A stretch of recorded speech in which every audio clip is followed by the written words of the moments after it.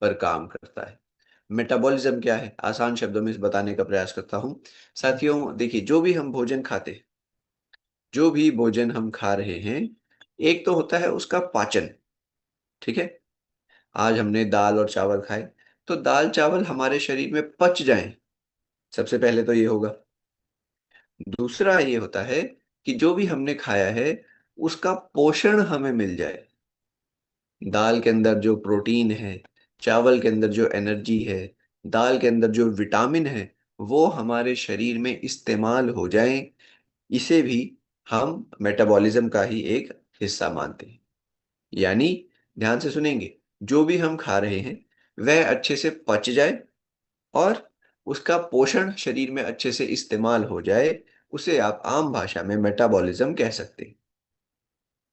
Clear? अब चाहे आप दाल चावल खा रहे हैं, आप दूध पी रहे हैं, आप फल फ्रूट खा रहे हैं, आप नॉन वेज खा रहे हैं, वेज खा रहे हैं, तो जो भी प्रकार का आप भोजन ले रहे हैं दिन में, वह अच्छे से डाइजेस्ट भी हो और वह अच्छे से यूटिलाइज भी हो, एब्जॉर्ब भी हो, यह हमारे मेटाबॉलिज्म कहलाता है। आसान शब्दों में आप इस तरीके से समझ सकते हैं।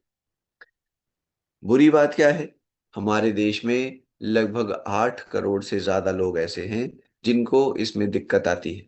या तो भोजन अच्छे से डाइजेस्ट नहीं हो रहा है बार बार, या फिर उसका पोषण अच्छे से इस्तेमाल नहीं हो रहा। अगर ऐसा होने लगेगा तो शरीर में कई सारी बीमारियां आ सकती हैं, जैसा कि यहाँ पर आपको दिखेगा, डायबिटीज, मोटापा, फैटी लिवर जैसी प्रॉब्लम शुरू हो सकती है, यूरिक एसिड का बढ़ जाना, है ना, किडनी स्टोन हो जाना, ये सारी समस्याएं यहाँ से आ सकती है। कारण क्या है मेटाबॉलिज्म खराब होने का, पाचन और एब्जॉर्प्शन खराब होने का? अगर हम तनाव ज्यादा ले रहे हैं, अगर हम दिन भर में कसरत, कुछ एक्सरसाइज वर्जिश वगैरह नहीं कर पा रहे हैं, यह सभी चीजें हमारे पाचन की अग्नि को कम करते हैं, मेटाबॉलिज्म को कमजोर करते हैं। तो मेटाडॉक यहाँ पर क्या किरदार निभा रहा है? साथियों, मेटाडॉक यहाँ पर हमारे पाचन को तेज कर रहा है और हमारे क्या कहते हैं, जो एब्जॉर्प्शन का प्रोसेस है उसे बढ़ा रहा है।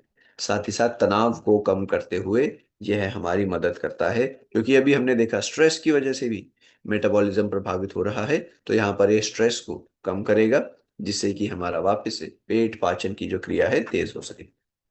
देखिए, क्या क्या मिलता है आपको औषधियों में। आपको मिलेगा सबसे पहले तो त्रिकटु, गुग्गुल। ये क्या कर रहे हैं, यह पाचन को बढ़ा रहे हैं। त्रिकटु 3 कड़वी चीजों से बना होता है: अदरक, काली मिर्च, पिपाली। अदरक, काली मिर्च, पिपाली, 3 कड़वी चीजें, त्रिकटु, है ना, कटु कड़वे को कहा जाता है। तो 3 कड़वी चीजें, त्रिकटु, यहाँ पर त्रिकटु इन तीनों चीजों से बनता है, जो कि हमारे पाचन को तेज करती है। गुगुल आप यहाँ पर देख पा रहे होंगे, यह हमारे शरीर में चर्बी को तेजी से पचाने में और जलाने में मदद करता है, गुगुल। तो यहाँ पर आपको मिल रहा है इसका भी फायदा। त्रिफला और पुनर्नवा आप जान ही गए हैं, अब तक तो पिछले 3 सेशंस पे हम रोज चर्चा कर रहे हैं कि किस प्रकार से त्रिफला हमारे पूरे पाचन तंत्र की रक्षा करता है।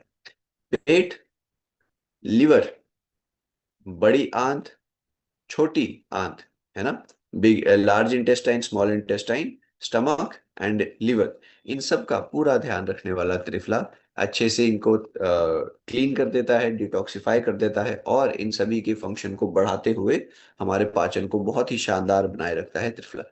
हजारों सालों से हमारे देश में इस्तेमाल किया जा रहा है पेट की समस्याओं के लिए। यहाँ पर भी आपको त्रिफला मिल जाएगा। फिर आपको यहाँ पर पुनर्नवा दिख रहा है, जो कि लीवर के लिए बहुत ही शानदार असर दिखाता है। आपको भी पता है, पिछले सेशंस में हमने चर्चा करा है, लीवर की केयर करता है, लीवर को स्वस्थ रखने में बहुत जरूरी हमारा पुनर्नवा। इसके बाद अश्वगंधा की बात करते हैं। अश्वगंधा, जैसा कि मैं कह रहा था, तनाव को कम करना बहुत जरूरी है। तो स्ट्रेस को कम करता है हमारे शरीर में, थकान को माफ कीजिए, तनाव को कम करते हुए यह भी हमारे पाचन के अंदर उपयोगी रहेगा। इस प्रकार से यह पांचों औषधियां मिलकर हमारे, जैसे कि मैंने कहा, पाचन को और एब्जॉर्प्शन के प्रोसेस को तेज करते हैं, जिसकी वजह से हमारा मेटाबॉलिज्म सुधरता है। वर्क्स ऑन द गट, यानी पूरी पाचन तंत्र, साथ में लिवर का ध्यान रख रहा है और हमारे तनाव को कम कर रहा है। हमारे शरीर में जो भी हम fat, energy, carbohydrates, vitamin, minerals ले रहे हैं, उनकी पाचन को और उनकी एब्जॉर्प्शन को, उनको इस्तेमाल करने की क्रिया में वृद्धि करेगा, बढ़ाएगा मेटाडॉन।